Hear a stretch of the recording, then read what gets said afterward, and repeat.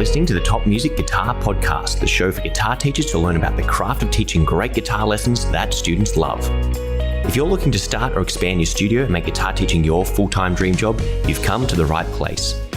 Each week, you'll get to hear from some of the top guitar teachers from around the globe and get their best tips and experiences so you too can build your own dream studio. I'm your host, Michael, and I've founded one of the top guitar schools in Australia, written a best-selling curriculum, and I mentor guitar teachers.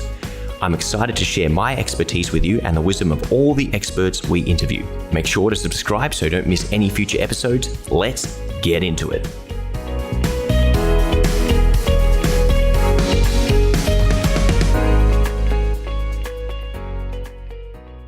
Hello and welcome to another episode of the Top Music Guitar Teaching Podcast. With me, your host, Michael Gumley from Top Music. And today we're going to have a really cool discussion about boosting your retention and increasing the lifespan of your students. Now, at Melbourne Guitar Academy, COVID's sort of thrown a spanner in the works and making it a little bit hard to calculate our numbers. I know they're down much less than what they used to be, but at one point our average student was staying with us for at least 2 years across the board. And of course, with kids, it was up closer to 4 or 5 years. And we've got a number of different things that we do in terms of increasing and boosting our retention. And we'll hopefully talk about a couple of things that you can do at the moment. But just speaking really generally, it's just basic human psychology. Guitar teaching is 20% guitar teaching and 80% psychology and human behaviors. So if you can have a really good relationship with your students, a really good relationship with the parents of the junior students as well, you can make them feel welcome, you can make them feel at home, that they like coming to their lessons, that it's an enjoyable part of their week, then that is going to directly contribute to the students staying with you for much longer. Ultimately, what we need to do is consistently bump up the priority list of our students and where guitar playing sits in their list of priorities and things they want to do. The higher it is up on that list, the less likely they are to quit. And what we found out with COVID, we got a really rude awakening for a lot of people that suddenly lost jobs or suddenly lost work or were really scared about the pandemic and COVID and all these kind of things like that. That they ended up going, guitar lessons on hold. Straight away, they got relegated to a lower priority because all these other things ended up coming up. So basically, what you just need to do is make your guitar lessons the highlight of their week, something they really look forward to. Then what you also need to do is make sure you've got great relationships with your students and that they can feel progression. And that's a really important thing for students and parents alike. If people get stuck in the same level for too long, they get complacent, they start going, I'm stuck or I'm not making any progress. Even if they are, you've got to point it out and make it really obvious to them that they are making progress there. So one thing that I do at Melbourne Guitar Academy is having checklists. So every single week they can get a few things ticked off. They've got tangible proof that they are improving. You also want to basically record them quite often and show them back the recordings. Hey, you're feeling a bit down? Why don't we watch this video from 3 months ago and have a look at how much you've improved it and do some side-by-side comparisons. That's a really great way of boosting retention. The other thing that you can do is, again, have some sort of level up or progression. That's why I have the Guitar Ninjas program where we've got our karate belt system. We've got the worksheets. It's all designed as one big retention booster. A mistake that so many people make with their lessons, especially if they're not doing any sort of exams, is there's just one big long block of learning that goes for a couple of months or even a couple of years, and the student just goes a little bit over there, a little bit over here. There's no real direction. If you can give students direction, show them they're at A, they want to get to Z. What we want to do with our students is go, all right, well, here's B, here's C, here's D, here's E, here's F. And we want to plan out a pathway for them to follow from A to B, hopefully specifically focusing on their goals and being in, strong connection with what the students need. We don't want to have it so that you're just randomly coming up with things every now and then or 5 minutes before the lesson. We don't want it so that you're overwhelming them by giving them too much stuff all the time. We've got to find the right balance of giving them new content, helping them progress, not overwhelming them with too much content too frequently, and not, if they don't practice at home, not just giving them the same things over and over so they end up being bored. So there is quite a lot to juggle, but a great starting point is to take a look at some of your students who have been with you for the longest and to go, hey, what is making these students stick with me for so long? I noticed that when I was starting out and only had 10 students and the lessons were a lot more personalized, that those students stuck with me for a long time because they had such a great relationship. Nowadays, it's a little bit harder because we have over 250 students at Melbourne Guitar Academy. We don't get the same sort of attention with them and the same relationship building. So those students aren't developing that personal connection. So it's a bit harder on that front. For you guys with the bigger schools, it has to be about, well, how do they get that sense of belonging? How do they get that connection to the school and the community as a whole, as opposed to individual teachers? And that can go into a segue where, you've got all these students having a relationship with the teacher quits or the teacher moves on, and all of a sudden the students quit either altogether or going off and, chasing down that teacher wherever he went. So, retention is a big, long issue. But if you can just create good experiences, I'm going to keep coming back to these same points here, guys. You create really good, engaging experiences. You give your students a sense of belonging, a purpose to be there. You show them the progress. And again, that's where the checklists and level ups become really helpful, is it gives the students something to work towards. The parents can see the progress they're making. The level up is a big milestone that the whole family gets to enjoy, and even your whole academy should enjoy and make a spectacle about. And look at places like football clubs. Like, what kind of retention do they have? Do they have people going from, under 10s all the way up to under 18s, or even playing seniors? Yeah, there's a drop off at every step of the way. But if there's a big enough social group and a peer group and everyone enjoys it and gets something from it, they'll often stay for a number of different years. So look outside guitar industry specifically and go, why are students staying in dance lessons for 10 years? Why are students doing their martial arts for a certain number of years? Why do students quit certain things as soon as high school ends and there's no more pressure from their parents to do it? So by being aware of all these other areas of membership or community belonging activities, we can learn a lot from those and then tie them into our guitar lessons as well. And the big one that I would also want to throw in there is that having milestones to work towards. Although I'm not a big fan of like the exam kind of approach, because I think it kind of makes it more about, hey, let's learn this repertoire to pass the test instead of being reflective of real life playing. Something it does really well, and parents buy into this straight away, is the whole, let's work on this for a year and let's get this test, do the test at the end and get our certificate or our accreditation or whatever it happens to be. So parents are all about exams and doing this program, and it seems to have, brainwashed in the system. And what is good about the exams is it does give you something to work towards. It does give you a payoff at the end of it. It does have a structure to be followed, and it outlines a clear learning path. Even if the result is the students are more like parrots than they are actual guitar players, and there's a whole bunch of areas of guitar playing which are, in my view, essential, which get missed out on or don't get touched on. It's a system in place that is really easy to show progression, prestige, level up, rewards, all those kind of things. So what can you be doing in your school to replicate that? And again, if you want a shortcut, ask me about Guitar Ninjas. Straight away, we can give you a level system, the karate belt payoff, the checklist, the challenges, all that stuff to show there. But a flip side of that is having concerts to work towards. If you have your students working towards a concert, they're probably going to hang around for a little bit longer, or they're going to have something to work towards, which is going to kick into that progression, which is going to in turn translate to them getting better results, staying for longer.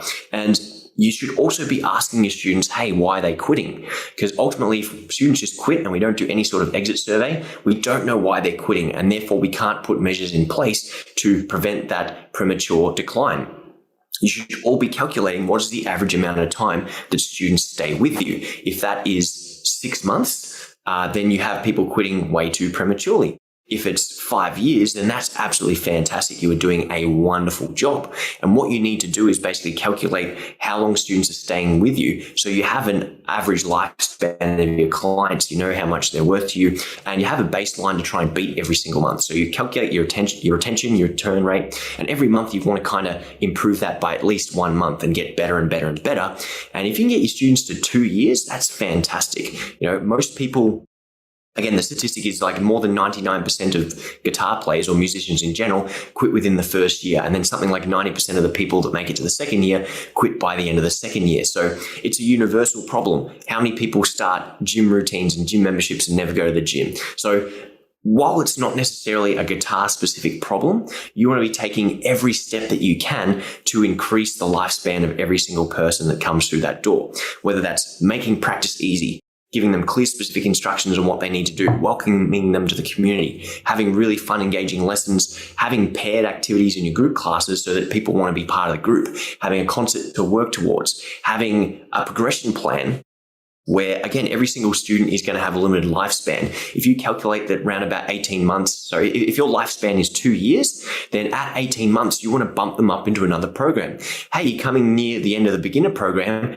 Why don't you go into this little songwriting stream, which we've prepared for us 6 months, and then you can boost their lifespan by another 6 months by doing a songwriting program. And when the songwriting program wraps up, can you put them into a recording program or a music theory course or intermediate guitar playing or improvisation or some other stream? So sometimes people are only going to do the same activity so many times before they go, yep, I know this, or they do actually know it all, or they just start getting bored of the same old routine. Humans need variation as one of their basic human needs. They need structure and consistency, but they also need, variation and freshness and some excitement in their life by mixing things up. And you'll notice, maybe just look at your own life. Have you ever done one thing consistently for 30 years or 20 years, or depending on how old you are, 10 years? For most of us, it probably is our instruments, but how many sports have we tried? How many hobbies have we started, bought the gear for, gone, nah, I'm bored of this, and then moved on? I can count during lockdown about 5 different activities that I tried out. And now it's just back to guitar playing and business, and I'm starting another activity. So take a look at your own behavior, reflect, introspect on what causes you to quit things early. What do you think has caused you to stay with certain things for really long times? And then ask yourself, what are my students doing? Why are they quitting? Or why the people who stay with me for a long time, why are they staying? And by introspecting, reflecting on yourself, on your business, on your students, that's going to give you the answers that you need. Take the 3 common things that all the students have in common who stay for you for a really long time and double down on providing more of that for all of the other students. Take the 3 reasons that people quit the most and go, how can I solve this problem? And then work towards solving those 3 major problems. And that is guaranteed to, reduce the amount of students that quit and extend the lifespan of your students. So that's pretty much my little rant on that little topic. Hopefully you found it helpful. We've only got Simo live with us right now, but Simo, did you want to chip in on anything or ask any questions related to that? Yeah. For me, I've only been sort of teaching full-time, in my business for the last couple of years. So I guess my retention numbers are still revealing themselves somewhat. But my so far I haven't sort of lost too many students, which is good. A direct reason, I'm never certain whether the retention could be something that I could be doing better, or whether they're just, whether just legitimately I've just lost people who, can't make those commitments anymore. And in your experiences, how much of your retention has been in that sort of scenario compared to, say, people actually saying something like, oh, I feel like I'm stuck in the same level, or I'm, bored with lessons, or do you know what I mean? Can you elaborate a bit more on where the split occurs in terms of your sort of experiences? Yeah, now silly me, I've got this laptop here as opposed to my other one, so I can't look up the statistics for you. And I'm just, doing a feelsy kind of response here for what it is. But I think the biggest thing that people put on a survey is just losing interest, losing motivation, or I'm going to try something else. So that's generally the biggest excuse that I get. I also get people kind of putting on sometimes that they'd like to try private lessons every now and then. I get people saying, hey, it's too expensive, I can't afford it. And that's kind of been, on the back of COVID, all the statistics are getting inflated and everything's all over the shop. I got sick of online learning. So we've got so many people who are just like, yeah, I can't handle this anymore. But those who are losing interest, losing motivation, that's a good indication that that initial spark for lessons has kind of declined. That kind of happens with everything. There's that honeymoon period where, yep, this is easy, this is fun, this is enjoyable. Oh, okay, now the progress is slowing down. I'm kind of plateauing. And then that's the critical thing where they, all right, I'm not having as much fun, therefore I'm not going to pick it up as much. And then they start to slide backwards. So they'll do that little dip. And if you can turn them around, and again, the dip sometimes might be because, yeah, you're progressing really well. Cool, I'm going to throw some harder stuff at you. Okay, now it's not as easy. It's not as fun. So therefore you plateau. Now you stop practicing, or now I'm giving you more hard stuff. But then the practice does kick in and the lessons take off again. So it's kind of about navigating that dip there. And going, yes, there's going to be a natural dip with our students in their enthusiasm, in their motivation.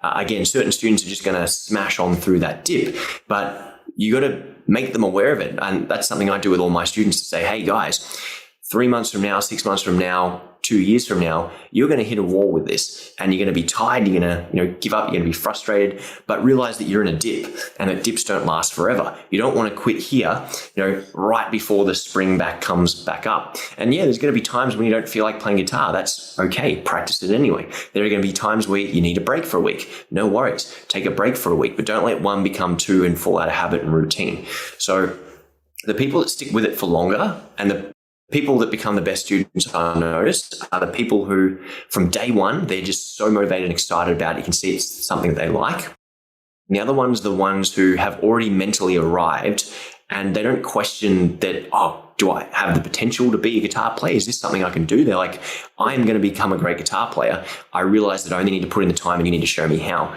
They're the kind of people that just click and stick with it forever. Everyone else is kind of like, again, building or managing a hobby that when the going's easy, they love it. When the going gets tough, that's when you start to see what people are made of. And humans always want to take the path of least resistance. If they don't practice for a week, then most people in private lessons are unlikely to show up, and they'll just go, oh yeah, I'm not going to come to my lesson. I'm just going to practice extra. That's a very slippery slope where 2 weeks becomes 3, becomes 4, becomes I'm quitting because I'm not practicing and I'm not motivated. I can't justify the expense.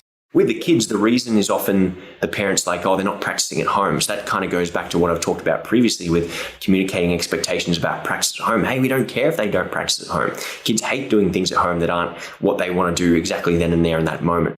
So don't worry about it. Just come an extra session per week, or just be aware that if they're having fun in their lessons and they're doing really well, then of course that's a really good thing.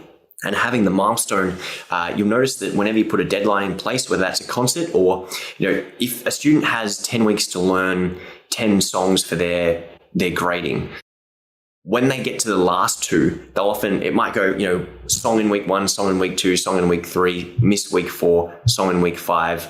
And then they've got 1 week left to learn 3 songs, and they magically learn 3 songs in 1 week. It's Parkinson's law, because they're like, oh yeah, I've only got 3 songs to level up and here's the deadline. I'm going to do it. Or, hey, I'm really close. I'm getting a sniff of, victory here. Therefore, I'm going to smash out these last couple, on top of the fact that their skills start to improve anyway. And it gets easier and easier when things are roughly at the same level. Like, towards the video game, once you get experience with it, all the easy stuff becomes easy. Or once you get the hang of the controls and you're playing on easy mode, then of course it gets easier and easier. So these are just things to be aware of with your students. And again, everyone has a limited lifespan. Unfortunately, everyone is going to quit one day.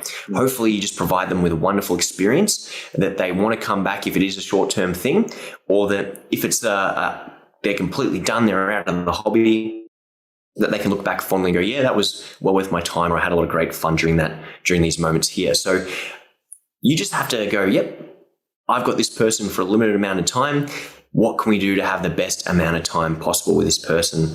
And don't take it too personally when they quit, but always have your finger on the pulse of, hey, why do they quit? Take exit surveys, calculate your retention. And even, you're only in 6 months of your business or thereabouts, you can still calculate. Once you get past 3 months, you can pretty much calculate your churn rate and your retention rate there. And essentially, you just want to try and reduce the amount of people that quit every single month. Even if you just get one less person every single month, that's going to help bump up those numbers. And people, you need to know your statistics. You need to have stats on how long people are for, how much money they're spending, percentage of quitters, kids versus adults. Like, we have kids, like our adult retention rate is different to our kids' retention rate. They're dramatically different. Adults don't stay anywhere near as long as what our kids do.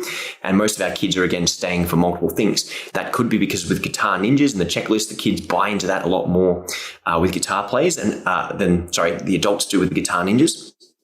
And even individual teachers, if you're managing teachers and your studio technology allows you to do this, you want to calculate the retention rate for each individual teachers. Yeah. I tell a story where I used to work at a music shop and I had one night of students, 8 back-to-back, people wouldn't quit. And then I got a second night and then I had 8 back-to-back, people wouldn't quit. And what would happen is they put me on a third night, they couldn't get any more students. One of the teachers in the room next to me, totally shocking teacher, lots of bad habits. I'd sit there, I'd hear things of oh man, this lesson's gone horrible. I would not want to be a parent listening into this because I would, it's probably the parents taking them out of the students, but basically this teacher couldn't keep people beyond a term. They'd pay for 5 lessons up front. Most of the people would quit by the 5th lesson, and then no one ever made it for 10 full lessons. And I said to the shop owner, I'm like, hey, you keep giving this guy students holes. He's a hole in the bottom of the boat. People go in, they come out, and then you go, hey, I'm going to give him another student because he's got a gap because the teacher felt bad for him. So the owner of the studio felt bad for him and he wanted to fairly pay all the teachers the same. And I'm sitting there going, you idiot, get rid of this guy, give me his students, or at least on a different day, allocate them to me. I've got retention for, an endless amount of retention. People aren't quitting, people aren't stopping. So that's the kind of thing that you want to set up is if you know teachers in your studio aren't performing, you might need to make a tough decision and cut that teacher out, reallocate his students to someone who's performing highly. Most of my teachers' pay incentives are based on retention. If I have a student, a teacher who can keep 80% retention over a 6-month period, he is due for a little pay rise. If a teacher is having 80% of their students quit, I need to get rid of that teacher ASAP. So that's essentially what you need to have an awareness of.